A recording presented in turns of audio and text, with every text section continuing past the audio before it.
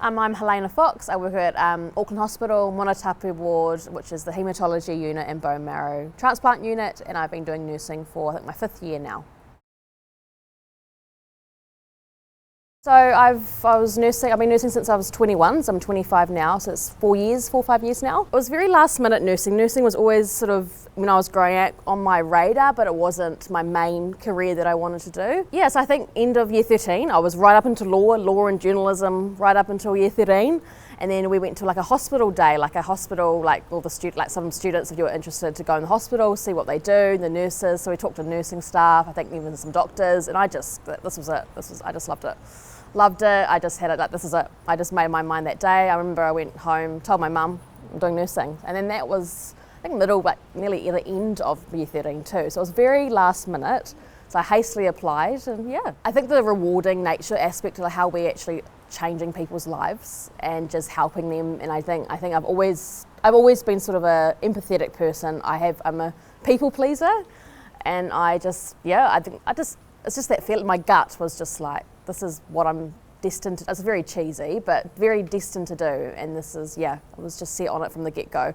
And I remember when I was growing up, I loved doctors and nurses, and I loved so I was always sort of, back of my mind, but I think when I was in that environment, I was just like, no, this is it. Nursing is an art. I think it's like who you are as a person. It's really hard to describe very simply, but nursing it's just your life calling, and it's just caring for people, and it's in the worst time of their life, you're there for them, and it's an absolute privilege. It's about empathy. It's about just, I always say to myself, if your family member was in hospital, how would you treat them? How would you want the nurses and the staff to treat you in the worst, in the really shitty time of your life?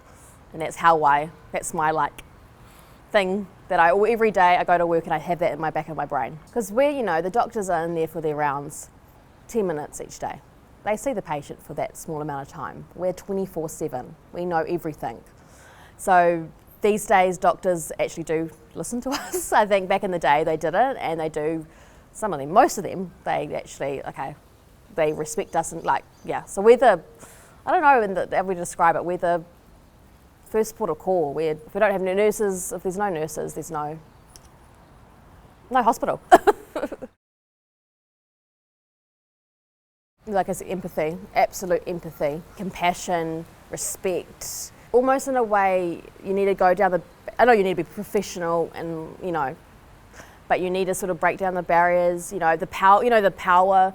That hierarchy. You need to shut down those power imbalances, and you're almost like a friend, but almost in a way, you want to still be professional, doing your job and all that, but so they can talk to you. You're not this just strange, scary person. Getting on their level, I think that's really important, and just sort of have a background. They're not just a human with things wrong with them medically. They've got lives. Getting to know the person as a whole, holistically. I think if you're just so focused on the medical aspect of it, you can't be a nurse. Yeah, advocacy is as said, if you need to advocate, I do that every day. You have to advocate, and if you're not advocating, you're not listening to what they're telling you. You say, just dismissing on them. It's just, it's not good.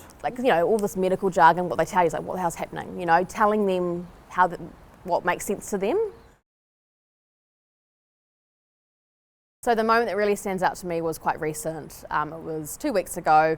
It was during a weekend shift. A lovely man. He was actually a refugee from, I think, Iran or something like that. And new diagnosis of leukemia, very new, very fresh, deer in headlights, super scared, as everyone is. Awful, crappy, really horrible time. So I received him. He was stable. He was, vitals were fine. He just had a bit of gum bleeding, which was very normal. It's part of the symptoms of leukemia. Nothing too drastic. Main thing was he was rigering, but that was almost, fevers and stuff. But that was very disease, very common with leukemia. The fever. That's why they come into hospital and get diagnosed. But it was fine. I left him at 7 o'clock that night. He was happy. He was smiling at me. I'm just going back. So at that day we were talking. He was a most lovely man, so appreciative of the nurses, just really lovely human being. And he said to me, I've got a 3-year-old kid, Helena. I don't want to die. I'm going to do my best to get through this. I was like, you're amazing. You've got the good attitude. So and I left him. He was absolutely fine, smiling. I'll see you tomorrow. All that. So I came on. That was a day shift. I came back on a night shift, and I was like, where is he? And someone was like, oh, he went to intensive care. He's brain dead. I'm like, what? So that night shift, when I left him, he had this, he was found unresponsive in his bed, and they had to do a code blue, which actually not often happens in the ward, CPR. Got him back, did a head CT, and he had an inoperable a huge brain bleed. So so this is only a couple of weeks ago, and we had a debrief, which is good from the ward. We have a debrief and things, but that hit me home. And just the things that what he said about his son, and just that really stuck with me, and I was really cut up. I'm still a little bit cut up about it. So that was, there's some people like that will stay in your mind. And and I also quite cut up about it, because all my head, I'm going insane in my brain. What did I do wrong? Why did I not look for a sign? And then the consultant was just like, unfortunately, it's rare, but it does happen. Like just a spontaneous big brain bleed. It does happen, but so that's the thing. You take it home with you. But I've started to move on, but he will always, I always remember him, and so a lot of nurses will have similar stories like that. So one moment was actually a couple months ago. We had a patient post-transplant, very sick man. He was another one that was on his last legs, came back, survived the transplant, went home. Actually, he was supposed to go home a bit later, but he self-discharged. He had enough. So we can't let him go. Came back really bad. He was on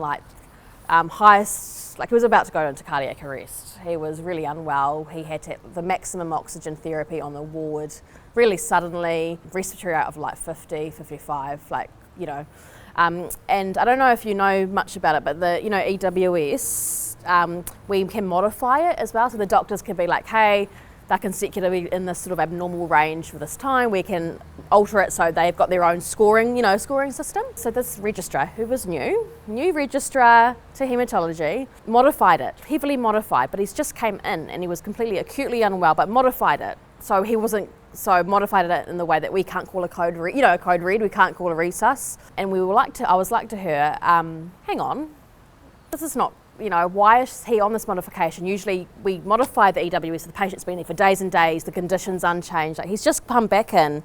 He was okay when he self-discharged. He's completely different. Why are you modifying this EWS? Oh, he's completely dismissive to me. Oh, he was on oxygen before. No. I'm like, that isn't appropriate. I'm calling a code. He's about to it's what we call peri-arrest. He's about to go into cardiac arrest. This is inappropriate. You shouldn't know. I don't need to call a code. I will call a code. Stormed in, called a code, went to ICU half an hour later. So, bam, So that type of thing is just, so I think that's amazing. It's the most actually fulfilling, when you don't stay in your lane, you go above, because back in the day, nurses just don't, doctors said what, sort of almost like their maids, really. Do this, do this, do that.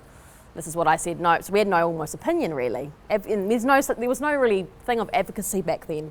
So I think now, I didn't get repercussions. They're like, the charge nurse, fucking great, sorry.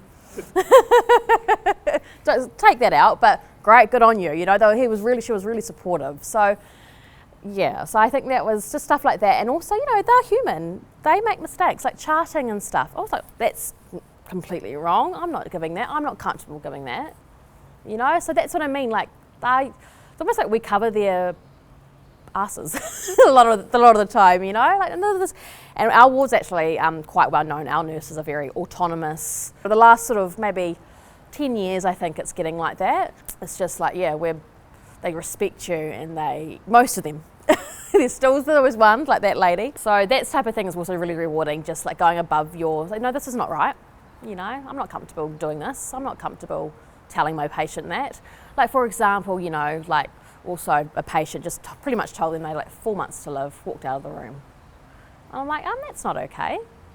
I'm sorry, but that's not okay. This is just a man by himself in his 70s. That's not okay. Yeah, it was the told the doctor's boss, or the big consultant. He comes in. I'm so sorry, you know, like just so that's sort of like they're not God, like they're human, you know. We're equal. I always say we're equal. It's regardless of the study, because they have the doctor in the front of the name, doesn't matter.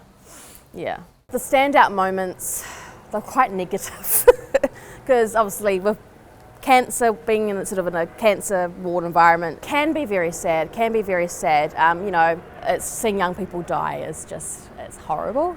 So one of the standout moments, if you've got leukemia, like the treatment is you're there for weeks and weeks and weeks, so you get to know them on a real personal level. Like you just like you're their friend, you know, like they know you know, you just get to know them, the families, just everything. So when they die, it's just like, yeah, it's hard. It's really hard. I've had a couple of big deaths like that. I've gotten really close to them and their families. You know, I'm 25, they're like my age, and they die. And it's just like, how is that fair? Well, you know, we worked our butts off to say, you know, and it's just like, yeah. You know, we work 12-hour shifts. It's huge shifts, and we, you know, we treat them. We do all the aspects of their care, you know, holistically. Their families as well, because of their whānau need that support during treatment as much as sort of the patients in a way as well. So we have a lot of sort of that element as well. So how do I manage it? A lot of self-care at home. So my days off, I do what I like to do, go to the gym, spend time with my partner, and like I said, nursing friends, like, you know, they have an understanding, you know, more than anyone else. So just talking them out, debriefing, because in your head as well, I think for nursing, you always go in your head if something, you know, if there's a code or like they die, it's like going back all my interventions, everything I did, what could I do better? And that I've stayed up countless nights, you know, sleepless nights, thinking that it's hard. It's really hard, but I wouldn't quit nursing because of that, you know. So it's almost like I say, it's a life calling. And the fact that, you know, you take it home with you, but then in a way that you do need to find ways to, because you'll just go crazy at home. So I am, you know, this is my 4th year now, so I am trying to sort of park that, look after myself. But, you know, I still think about them. I like at home, if I've got a couple of days off in between my shifts, like, wonder how so-and-so's going, how, you know. So like standout moments, there's a couple patients I've come across that they were like cat with 9 lives, we call them. They should have been dead a long time ago, and they almost in a miracle they live. They respond at the last. Like we've had patients that are like, we call it like death man walking, because they're on their the last days of life. You know, the pathway of like dying. You know, the palliative pathway, like the pretty much. You know, we just symptom management, they're unconscious, and then they just come back. And then a few months later, get discharged, come back, and they look amazing. You'd not think they will have cancer. Because a lot of the time chemo, like we treat it, like it's actually quite easy to treat leukemia, like with the chemo, it's really effective. But it's just the complications, the neutropenic, you know, the white blood cells, there's no immune system, septic, that's the main, like, you know, the cancer's actually treated, it's all the complications that people die from. So just for them to come back, and it's just like, and that's why you do it. And that's the said when I've had a crappy day at work, that's why I do it. That's the best thing about nursing. It's just the rewarding, you know, the rewarding nature of it. We actually legit save someone's life by doing the things we do. So what can you, like, that's just the best thing in the world.